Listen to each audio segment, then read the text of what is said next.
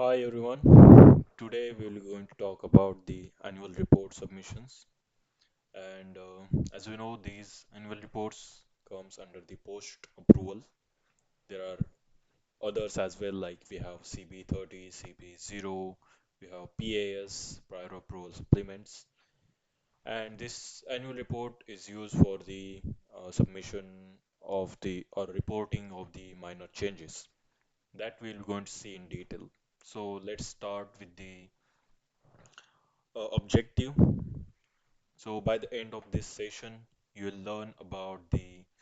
understand what is the annual report, identify the changes which are reportable into the annual report. So as I mentioned earlier, we have other reporting categories as well, like CB0, CB30, then prior approval supplement. If the changes are major, then we have to report into the respective categories.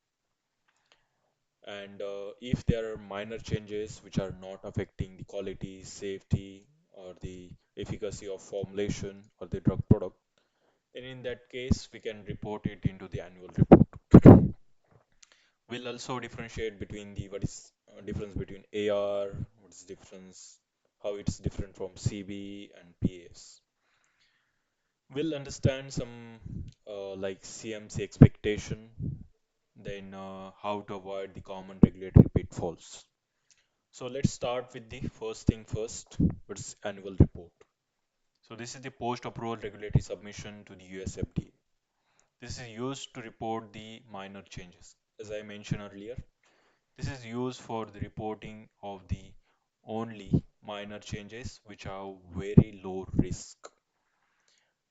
So as I mentioned earlier, even if we change, uh, even if we make some changes and if it's not affecting quality, safety and efficacy, we could go with the annual report submission instead of, or we could report those changes into the annual report instead of going with the supplement file. Then we have this annual report are submitted annually after the product approval, obviously, because it's come under the post approval after the approval. Then we have retrospective notification like FDA approval not required. So it is the retrospective notification. Then regulatory intent to maintain the continuous oversight without unnecessary regulatory burden. This is the intent of regulatory. Then legal and regulatory basis. So it's fall under 21 CFR 31470D, NDA and ANDA. For biologics, it's 21 CFR 60112D and FDA guidance on post-approval manufacturing changes. There is also the changes into the NDA and ANDA, that guidance also you could refer. Key principles: changes do not affect identity, strength, quality, purity, or potency. That we have to ensure. Only in these cases we could go with the annual report filing. Then we have why annual report is important or why these annual reports are important, because these demonstrate ongoing GMP compliance. It makes sure like whatever the manufacturing is taking place, which is GMP compliant. Then it also ensures the transparency with FDA as we have to report it annually. Then it also support the life cycle management, reduce regulatory burden for the low risk changes. So if there were no annual report, then you would have to go with the supplement file. So that would increase the regulatory burden. So this is the kind of way by which you could reduce your regulatory burden for the low risk changes, obviously. Next, we have the changes eligible for the annual report. Examples of the annual reportable changes with the real FDA content. So first one is the editorial changes or the administrative updates. FDA considered these as a non-CMC impacting. So it could be your tightening of specification like FDA acceptable as an risk reducing change. And minor equipment changes like same operating principle. If there is a same operating principle and you're making any minor changes into the equipment, you could may include that change into the annual report. So FDA example is the replacement of the tablet press with the identical design and capacity accepted via annual report. Another example, we have stability data updates. For that, let's suppose addition of 12-month long-term stability data confirming the approved approved shelf life. Then we have the revalidation without impact. Without impact is important, otherwise we would have to go with CB 0, 30 or even pass. Example like cleaning revalidation due to the internal SOP updates reporting into the AR. Then equivalent supplier change like the secondary excipient supplier added with identical compendial grid. This import. Then we have changes not allowed in annual report. Which all are the changes which we could not go with the annual report? For example, new manufacturing site. If you are changing manufacturing site, either you would have to go with pass, or if you are adding the manufacturing site for the like another product from the same organization, then in some of the cases it's allowed to go with CB30 as well, but condition is applied obviously. Then we have the major formulation changes. If you are making any major formulation changes, do not go with the annual report. It will get rejected. Then we have widening of specification. If you are tightening the specification, then it's allowed to go into annual report. But if you are widening it, then it's not allowed to include into annual report. Example, annual report used to widen the impurity limits without prior approval. In that case, FDA warning letter will get. Then new or increased impurities like FDA case. Unknown impurity is greater than the identification threshold reported late via AR. So this could be also is also not allowed. This is not good practice.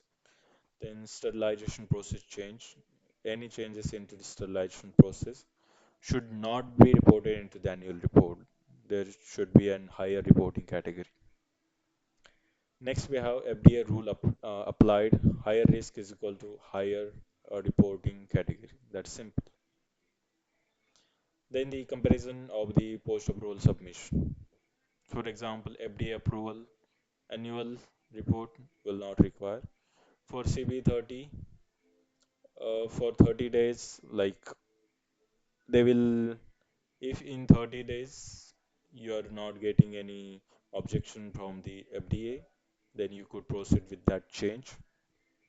And for pass, as its name suggests, prior approval.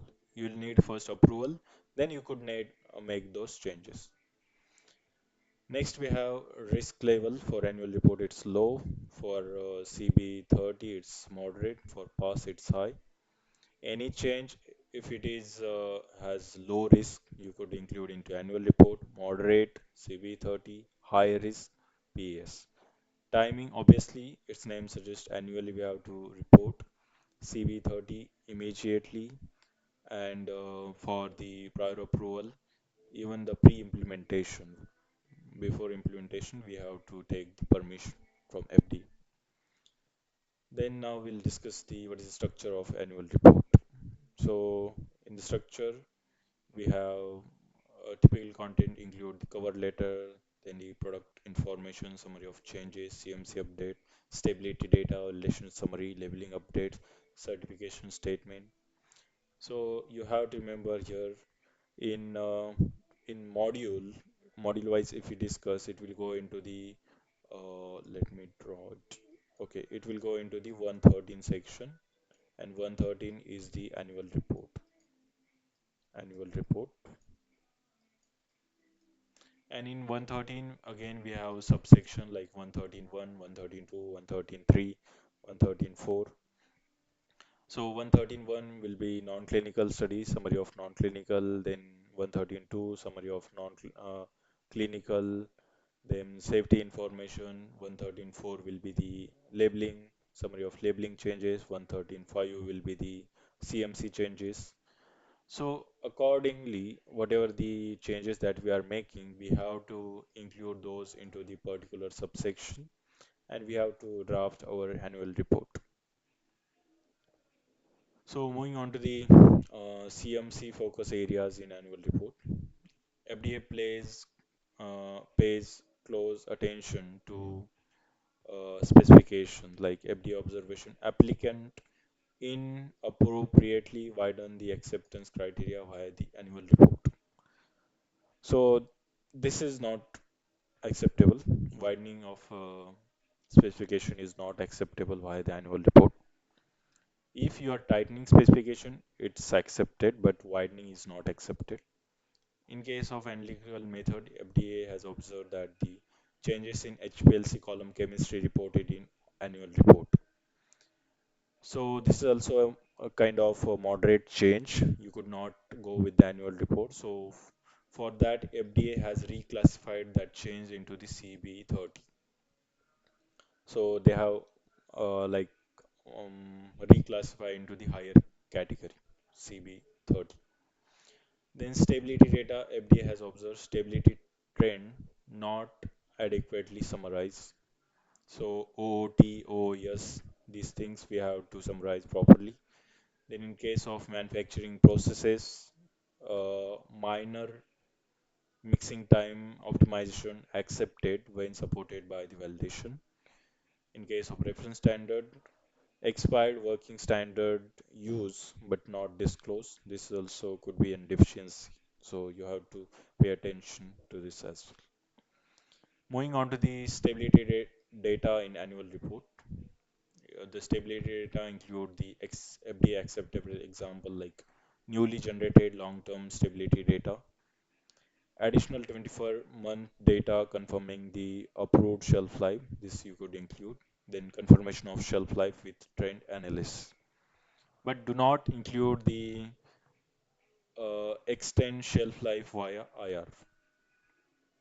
Like the shelf life extension requires the PAS, so this highest category, and not the annual report. This long-term stability data you could include, like sometimes there is the post-approval commitment, post-approval so post-approval commitment, in that case also we commit that we'll be going to submit the remaining stability data in the upcoming annual report. So in these cases, that stability data we could include into the annual report. But if we are trying to extend our shelf life via the annual report, then that is not acceptable.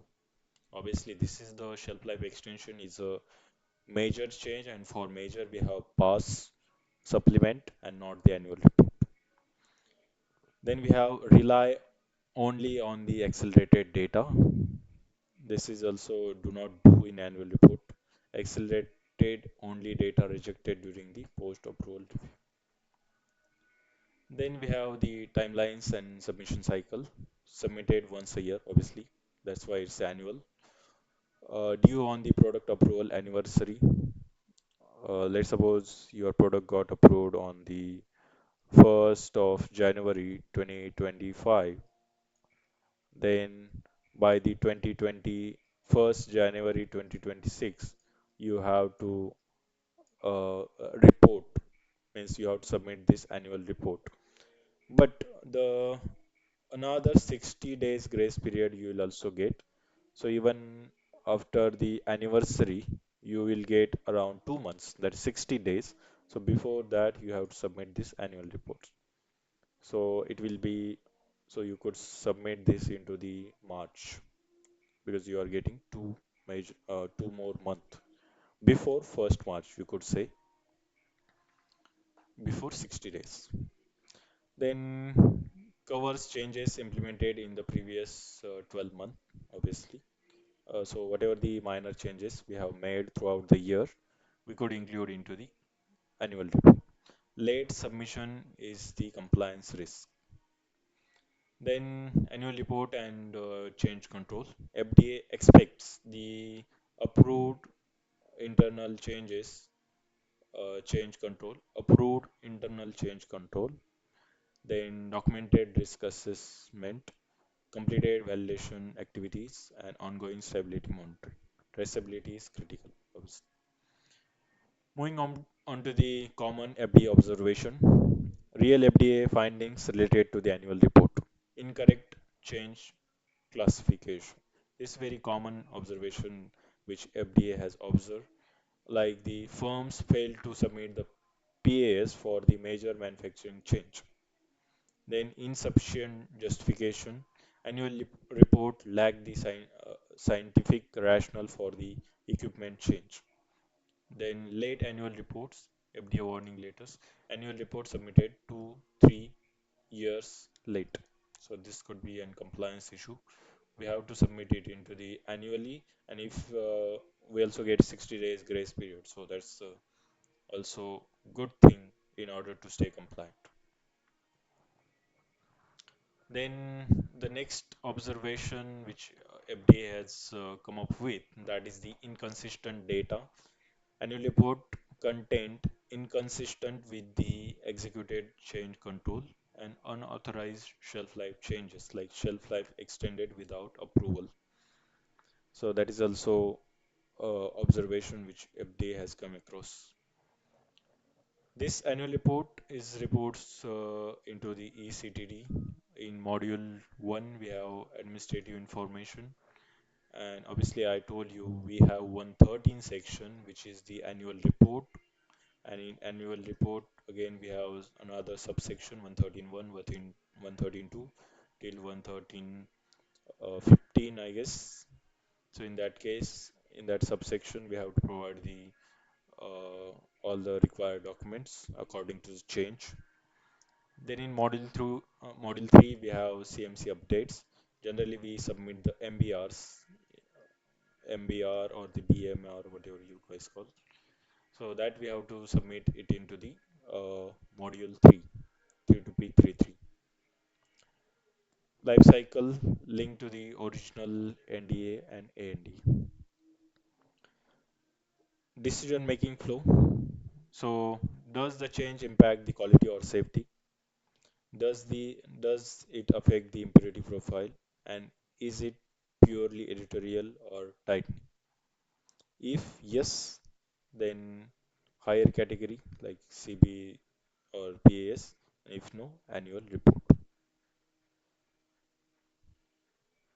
Then key takeaways we have, like annual reports are for the low risk change only, and correct classification is critical, and strong CMC justification prevent the FDA reclassification. AR is a key life cycle management tool.